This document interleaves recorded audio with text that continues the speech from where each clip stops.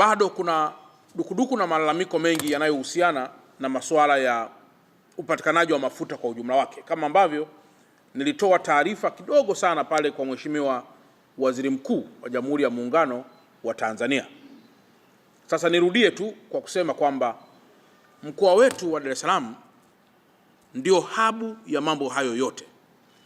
Sisi ndio tunaopokea mafuta hapa, wanapokea wenzetu wa Tanga, wanapokea wenzetu wa Mtwara, kwa sababu Dar es Salaam ina bandari ya Dar es Salaam, Mtwara kuna bandari ya Mtwara, na Tanga kuna bandari ya Tanga.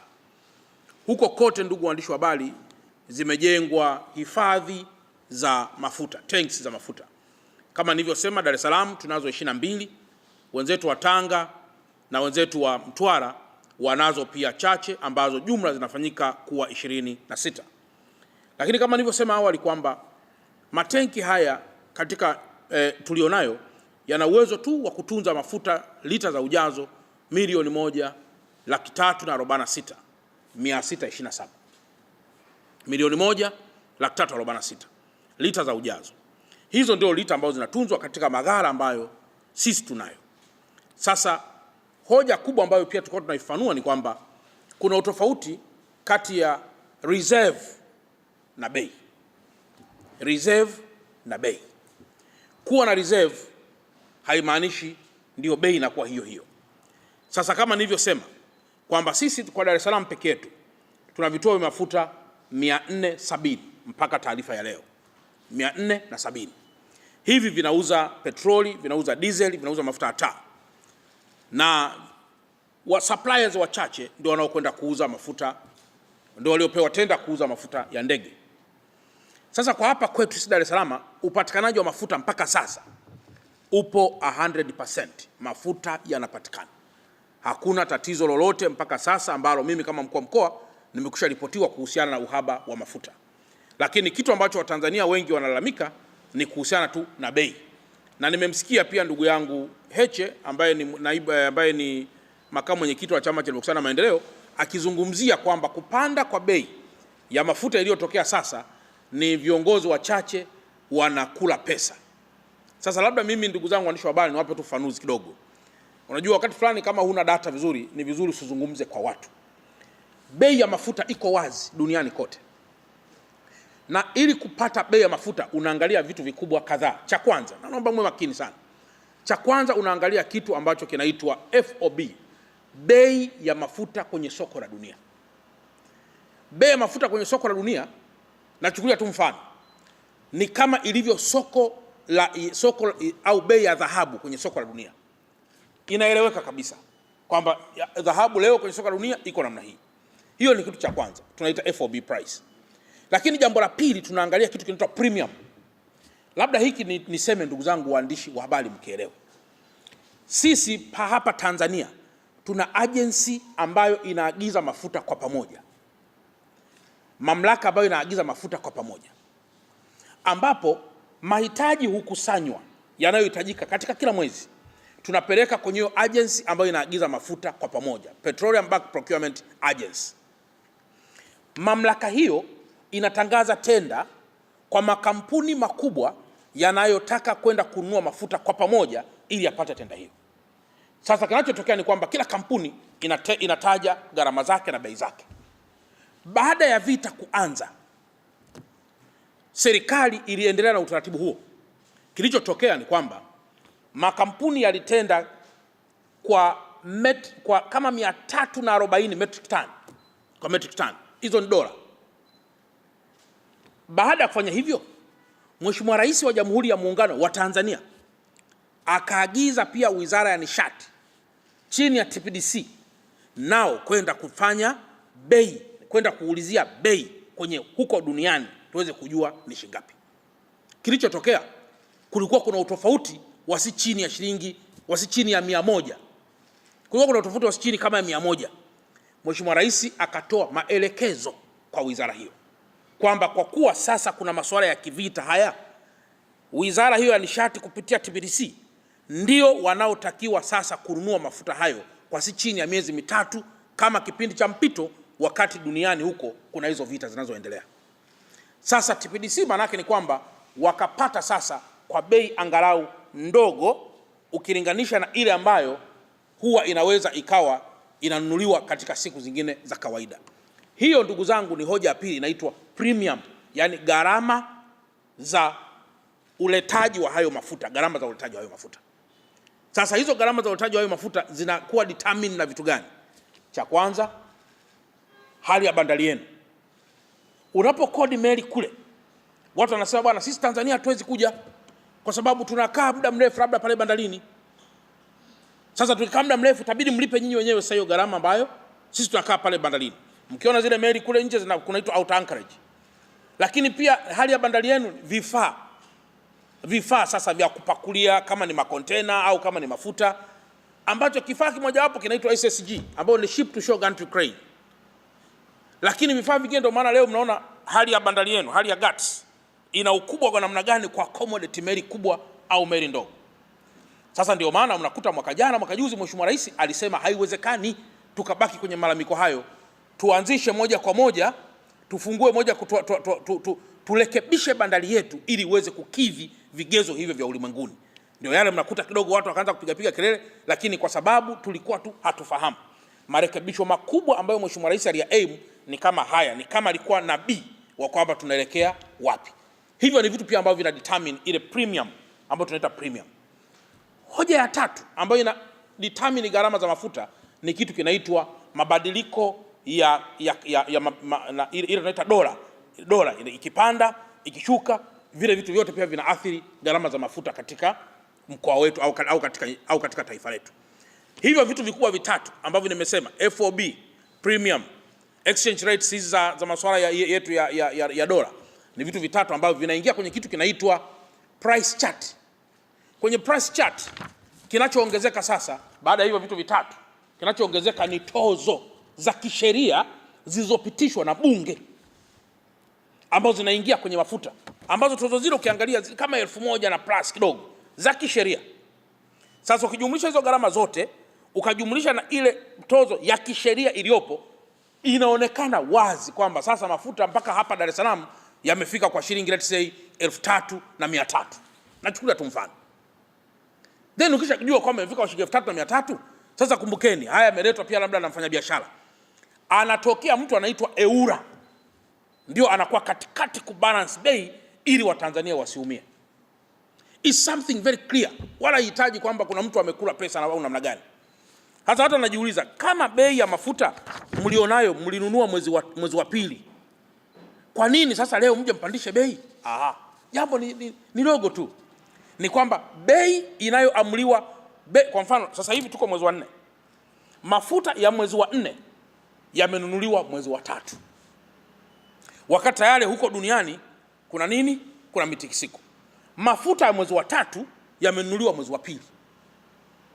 Kwa hiyo ili upate bei sasa ya mwezi huu, unachokifanya unaangalia mafuta ulionayo kwenye maghala na bei yake leo, unaangalia na bei ambayo mafuta yale yamefika yako pale bandarini kwenye guts, yanashushwa pale KOJ1 na KOJ2 yanashushwa pale, na yale ambayo yanashushwa kule bandarini kule.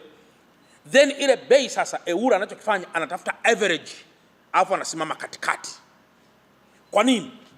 Kwa sababu kwenye vituo vya mafuta, utaratibu wa awali wa taifa letu kuagiza mafuta kupitia wale makampuni, huwa tunaagiza mafuta ya mwezi mmoja. Si kama maendeleo mpaka hapo. Sasa kule duniani kule ambako tunasema tunaagiza mafuta kule miezi hii michache wanatoa masharti kwamba sisi mtu atakaye kuja na kahela ka mwezi mmoja hatuwezi kumuuzia. Tunataka mtu ambaye anachukua mzigo kwa pamoja, kwa sababu tunauzalisha, tunataka mtu anayechukua mzigo kwa pamoja. Sasa anaweza kuchukua pia mzigo kwa pamoja, ndio maana serikali inafanya kitu kinaitwa intervention. Sasa je, watu wanajiuliza, sasa kama mnasema tuna reserve ya mafuta, kwa nini sasa tena mnapandisha bei? Hapana. Yaani iko hivi, ndugu zangu waandishi wa habari. Nitumie lugha kawaida sana. Wewe kama mwandishi wa habari unaweza kuwa una chakula mwezi huu au mwaka huu, lakini chakula chako kile kikawa haunacho kwenye ndani ya nyumba yako kwa mwezi huu. Yaani manake ni kwamba kuna chakula unacho shambani, ukikiona unajua kabisa hiki ni cha kwangu. Chakula cha pili kipo ambacho umeshavuna, umepakia kwenye lori, kinatoka kule Iringa kinakuja Dar es Salaam, hicho anacho ni cha kwako. Chakula cha tatu ni kile ambacho kimeshafika pale Mabibo sokoni, ni kitendo cha wewe kwenda kukichukua tu pale Mabibo sokoni, kile nacho ni cha kwako. Chakula cha nne ni kile ambacho unacho nyumbani kwako, kiko kwenye store yako, hivyo vyote ni vya kwako. Na kwenye mafuta tunaangalia mafuta yaliyoko kwenye refinery ambayo tumeshaingia mikataba, tunaamini ni ya kwetu. Mafuta ambayo yameshapakiwa yako Bahari Kuu yanakuja, hayo nayo ni ya kwetu. Mafuta ambayo yameshafika hapa bandarini yanataka yaanze kushushwa na yale yoko nje, hayo nayo ni ya kwetu. Na mafuta yaliyoko kwenye maghala machache tulionayo, hayo nayo ni ya kwetu. Na mwisho mafuta yaliyoko kwenye maghala pamoja na kwenye vituo vya mafuta, yote hayo ni ya kwetu. Sasa je, tuna uwezo wa kuwa na mafuta wa zaidi ya miezi mitatu kwenye hayo mahifadhi? Jibu ni kwamba hapana. Na ndio maana Mheshimiwa Rais, kama mnakumbuka, pale Kigamboni last time alikuja kuzindua ujenzi wa maghala makubwa ya mafuta kwenye lile eneo pale. Hoja msingi alikuwa anaingia kwenye kitu kinachoitwa Strategic Petroleum Reserve, kwamba lazima tuingie kwenye uhifadhi wa mafuta wa kimkakati, ili hata kama dunia itasema chokolo kidogo huko, angalau tuwe nayo hata ya miezi mitatu. Sio yako njiani wala sio yako baharini, bali yako kwenye matenki ambayo tumekusha yahifadhi wenyewe. Nadhani mmenielewa kidogo. Sasa kama Mheshimiwa Rais alivyozungumza kwamba bei pia mwezi wa 5 yatakuwa ni mafuta yaliyonunuliwa mwezi wa 4. Si kama mnaelewa mpaka hapo. Sasa mnaweza kukuta pia ya bei imeshuka kidogo kutokana na hiki ambacho leo kinaendelea, ambacho kinaitwa ufunguaji wa ile njia ya Hormuz, ambayo watu wanaruhusiwa kupita kwa hizi wiki mbili ambazo wenzetu wametangaza kusitisha ile vita. Yale maelezo ya Mheshimiwa Rais yako very clear. Sasa siasa kwenye jambo hili, na nyinyi waandishi wa habari, nendeni mkapate kitu kinaitwa price chart, mkaangalie price chart inasema nini. Nendeni mkaangalie tozo za kisheria ambazo hata wabishi ambao waliwahi pia kuwa wabunge nao walishiriki kuzipitisha zile tozo. Sasa issue inakuja kwamba sasa kila serikali ina utashi wake wa namna sasa kuyaendea mambo baada ya ukweli huo, sasa kwamba kitu sokoni kiko labda 8,900 au vitu gani.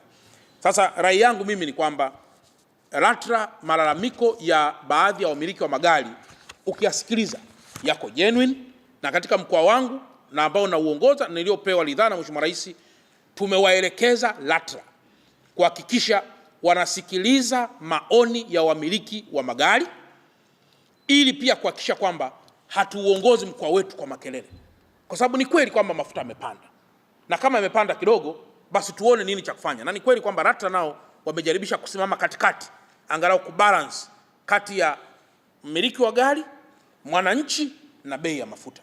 Hivyo ndivyo tunavyopaswa kusaidiana.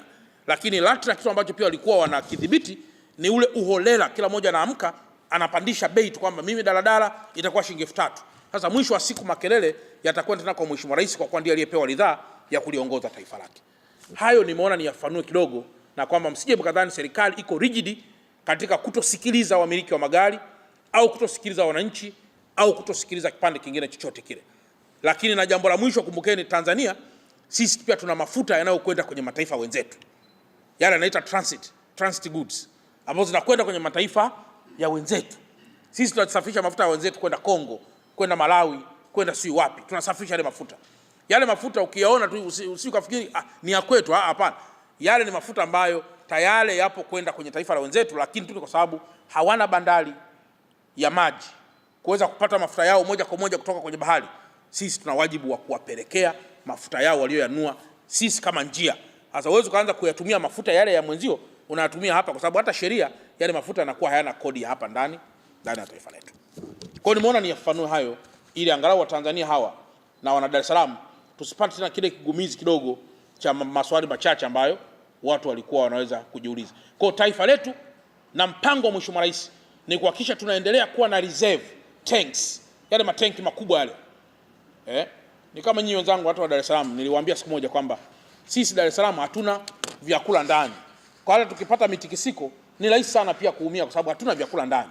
Sasa kitu ambacho Mheshimiwa Rais alikibuni, na ndio mwaka huu kinazidi kutokea, aliwaelekeza mamlaka zinazopaswa kufanya kwamba ni vizuri tukaanza kujenga matenki makubwa, ili hata kama dunia ita rise na kufall kwa namna fulani, tuwe angalau basi na mafuta kiasi chini hata miezi 2, miezi 3, mwezi mmoja full, kwamba tuna mafuta, hatuwezi tena kuagiza kwa miezi hiyo.